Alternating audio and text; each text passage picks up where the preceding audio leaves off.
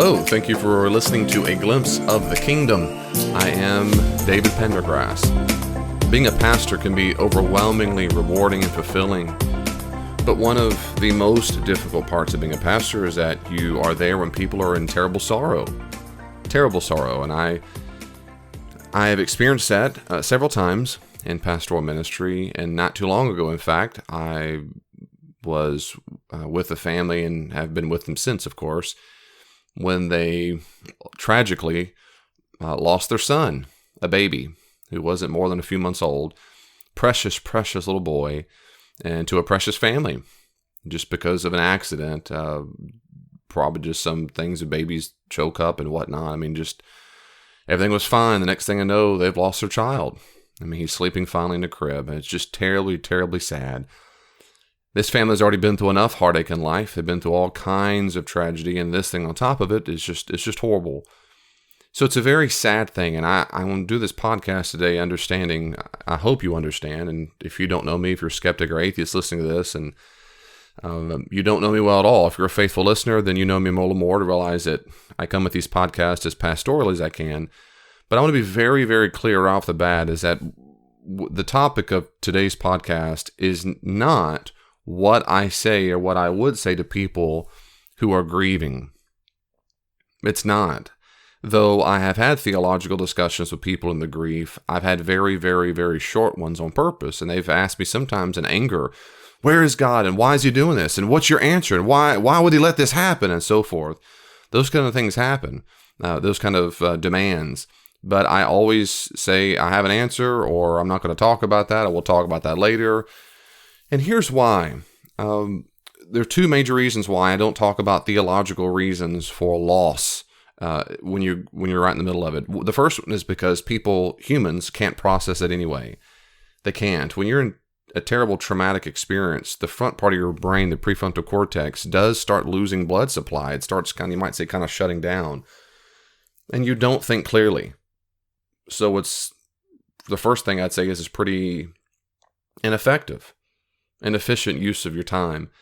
But the main reason why I don't talk about theological explanations for suffering or pain and so forth, or you might say theodicy, is because understanding why doesn't take the grief away during a serious loss. And that's what humans want to do. They want to understand why they're going through it, and the understanding that it makes it okay. And in normal circumstances, that makes sense. In normal circumstances, it just does. In normal circumstances, it makes soften the blow. If I get a ticket, and I demand, why is that? And they go, oh, you parked in a spot and there was a meter. And I go, I didn't see the meter. I go, okay, well, I'm still mad that I got a ticket, but I understand a little more now that I was in a place and it's my fault. But nevertheless, even those little explanations, I'm not happy that I got the ticket, but it helps me understand a little bit, but I'm still mad. But we still want to demand why. We think something's unfair. We want an explanation. So even in my simple, silly analogy of getting a ticket still doesn't take away my grief or anger. It's a billion times worse when a loved one dies, or when you've been in a traumatic event like 9/11 or something. When you're in terrible trauma, what you do not need are intellectual explanations. Again, one more time, why is that? Because understanding why doesn't take away the loss. It doesn't take away the loss. And that's one of the most common misunderstandings I meet with people that I've counseled for almost 20 years in ministry, is that they keep wanting to demand an answer from God before they will grieve. And that's why they can't move on with life. That's why they stay in depression. That's why they stay addicted. And that's why they can't move on and have a joyful life, because they're still wanting to hear the why from God before they move on. So what I'm going to say in today's podcast is not what I say to a person in the middle of the loss. I do not, because they cannot process it, and two, it doesn't make them feel better, and it's not the time for it. Nevertheless, so I'll be very clear about that. If you don't understand that right at the beginning, I'm sorry I'm belaboring the point, because right now, well, for two reasons. One is because You might think I'm being so insensitive by saying what I'm going to say today, but I'm not trying it, and I'm not being insensitive, because this is not a podcast for people who are hurting. And my second reason why I'm telling you this intro and belaboring the point is because if you are hurting, if you are in the middle of the grief of losing a child or a loved one, and you're waiting for this podcast to make you feel better, I'm not sure this is the podcast for you. Maybe it helps you. Maybe it makes you more mad. I don't know. I hope it doesn't make you more mad. But nevertheless, a podcast won't take away your need to grieve. Period. So, okay, that's it. Maybe this last little quick reflection before I move on, and that is, people like Tom Wright, who's an N.T. Wright, a world-renowned New Testament scholar and theologian. I respect him a lot. He talks about when people go through suffering and traumatic loss that it's not, I'm paraphrasing here, basically it's not even worth talking about because in some way it vitiates the pain. It makes the pain not as big a deal because you're giving an explanation for it. I kind of understand where he's coming from, but I just disagree with him. I think it's okay to talk about these things just depending on the situation. And right now, I'm not talking to a person who's in the midst of grief. I'm talking about the British might say, a cool moment. So let's think about this for a moment. Why do babies die? Babies die because humans are not immortal. Humans are not immortal. That's the answer. Humans don't live forever on Earth. That's why humans die. Now, death is God's punishment on humans. Now, this is a huge topic, but just to make it simple as I can, in the New Testament, there are two primary ways death is used. There's what might call spiritual death, the death of our relationship with God, and then there's literal physical death. Oftentimes, when death is used in the New Testament, it means a sense of spiritual death, but sometimes it means both, or maybe more the physical. And you see such explanations like in Romans 5:12. Just as sin came into the world through one man, he means Adam, and death through sin, and so death spread to all men because all sinned. Because all sinned. We see this idea throughout the New Testament that all the way back, of course, it's based on Genesis, Adam and Eve, who were basically kicked out of the garden for their own protection because God didn't want people on earth to be living immortal lives in sinfulness. That's not what he wanted. And a classic verse to go to as well in the section of Hebrews chapter 9. In Hebrews 9, the author is speaking how Jesus did not go back into the heavenly temple, as it were, over and over and over to offer sacrifices. In fact, he went into the heavenly sanctuary, you might say, once and for all. And he says in verse 25, and he did not enter to offer himself again and again, the way the high priest enters the sanctuary year after year with blood that is not his own. For then he would have had to suffer again and again since the foundation of the world. But now he has appeared once for all the consummation of the ages to put away sin by his sacrifice. Verse 27, and just as people are appointed to die once and then to face judgment, so also after Christ was offered once to bear the sins of many, to those who eagerly wait him, he will appear a second time, not to bear sin, but to bring salvation. In that context, of course, the author is talking about Jesus having died once. We too will die once. We see a basic concept in the New Testament that humans are not immortal. They're not. They're not on earth. The soul is not supposed to live forever either. That's Plato thought that. But in the Jewish and Christian worldview, the soul, the part of us that is the self with the body, if it lives on because God wishes that. So death on this earth is appointed by God. We are not to live forever on earth. So why do babies die? Because humans die. Humans are not immortal. Is that what really offends you? That humans aren't immortal? I mean, I've asked this before, and I can't get a good answer by skeptics and atheists alike. Is that what really offends people, that humans don't live forever, that we're not Superman or something? In my experience, that's not true. People aren't really offended by that. Yet, nevertheless, that's what people talk about the most. And that's what we're really mad about Why are people dying? Well, we're not immortal. No one gets really mad about that. Well, no, David, it's because humans were young. It was a baby. And because the human was a baby, that's what's so problematic. That's what's so morally offensive. My question is, how many days or years is God supposed to guarantee I live before God's done nothing wrong? A year? A year? If a person lives to be a year old, then that's fine. As long as God guarantees a baby lives past a year. What about, is it 2 years? Why is it 2 years? Why not go to toddler age? Is it 5 years old, 6, 20, 30, 40 years old? And why? Why is that? How many days or years is God supposed to guarantee I live before God's done nothing wrong, nothing immoral, nothing that's problematic?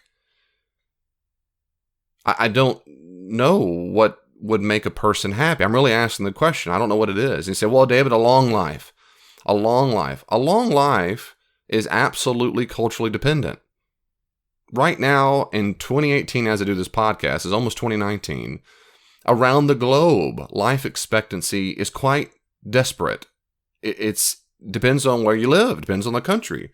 If you look at the statistics on one website, the USA, average female life expectancy in the USA is 81. For the male, it's 76. In Canada, the female is 84 and the male is 80. So Canadians on average live longer, 3 years longer if you're a female and 4 years longer if you're a male. Does that offend you?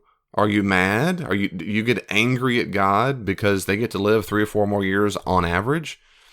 Should God make sure the Canadians win or the U.S.? What about the Asians who live a lot longer?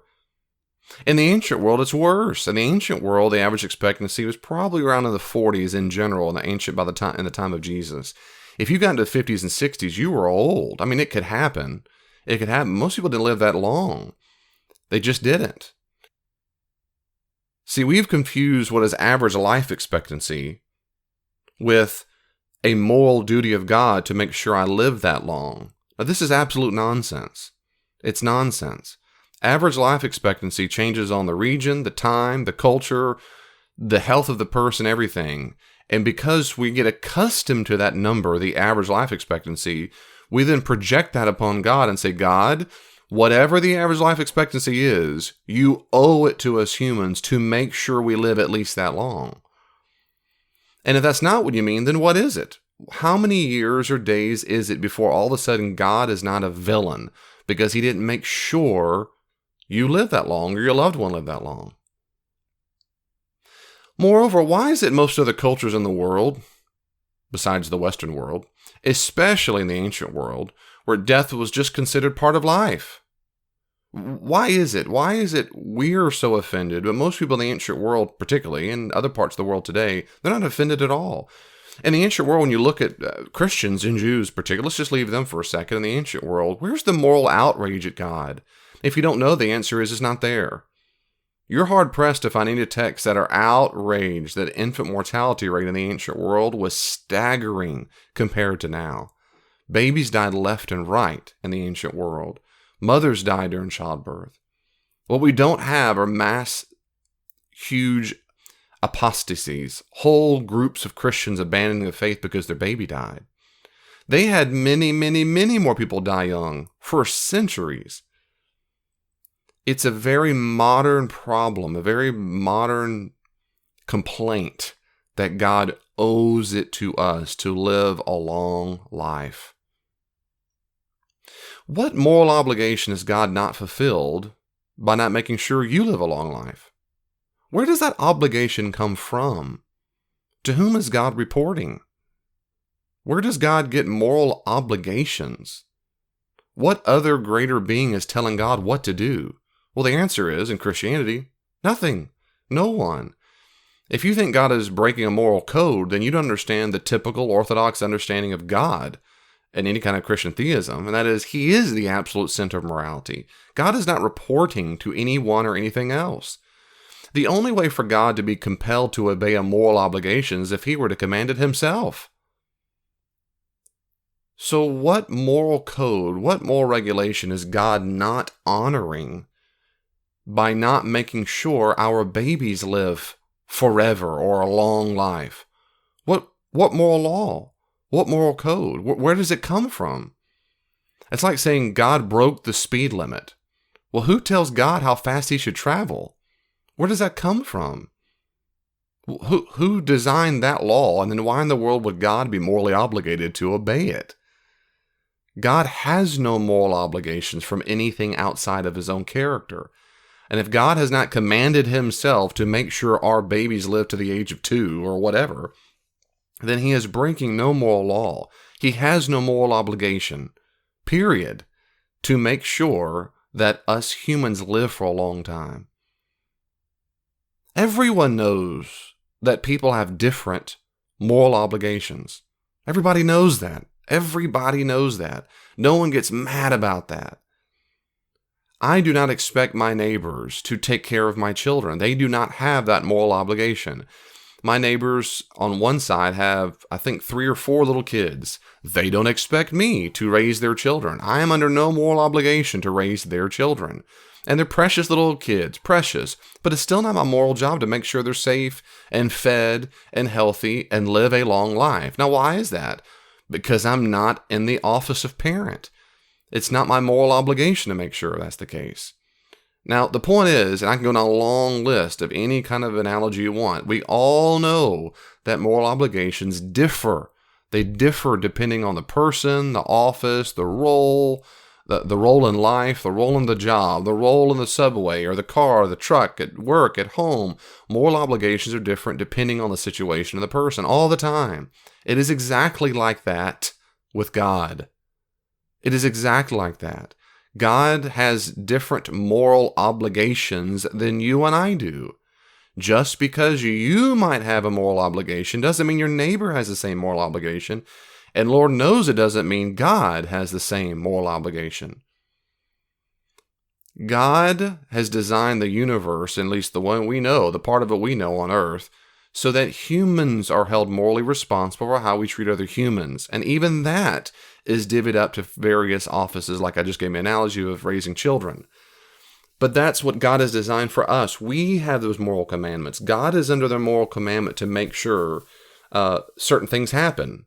God is not morally responsible for making sure my children eat.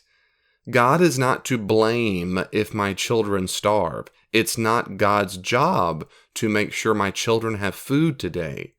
It's my job to make sure my kids have food today. If my kids die of starvation, I go to court. Me and my wife would go to jail because of child negligence. It's our job. They don't take my neighbors to jail. And it would be stupid to think you would take God to jail for not raising my children. It's my job to do that. God is not morally obligated to make sure my children eat. God is not morally obligated to make sure babies live. That's not his job. If he wants to do that, he can. But everybody knows everyone has different moral obligations. And what makes people so angry, in my experience and in meeting people and conversations and in written and in podcasts and whatever, what I've heard, is the expectation that God is morally responsible to make sure we live long, prosperous lives. And that's a false expectation. In the Christian worldview, it's false. You might need to find another religion, but it's not true in Christianity. Hey, let me take a quick break. Please listen carefully to these quick announcements. I'll be right back. Do you know of any skeptics in your family, at work, or among your friends? Do you struggle with questions concerning the existence of God or the truth claims of Christianity? Has a skeptic ever challenged you with a difficult question concerning your faith? Then you need to buy Dr. Pendergrass's book, A Skeptic Challenges a Christian, on Amazon.com. You can get it in paperback or on Kindle or in audiobook form to listen to. A Skeptic Challenges a Christian is written unlike any other book. It's not boring and full of technical jargon. It reads like you're sitting down having a conversation.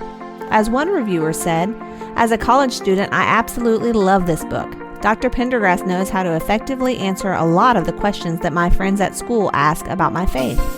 This book is a great resource for theological debates and for my own personal growth. The arguments are clear and understandable. I would definitely recommend this book to anyone who has questions about Christianity, wants to learn how to defend their faith, or even just wants a good read. Great book." Find out why it has a perfect 5-star rating on Amazon.com. A Skeptic Challenges a Christian. Buy your copies today. Ever wonder what God wants you to do with your money? Should I give it all away or save? What did the early church do with their money?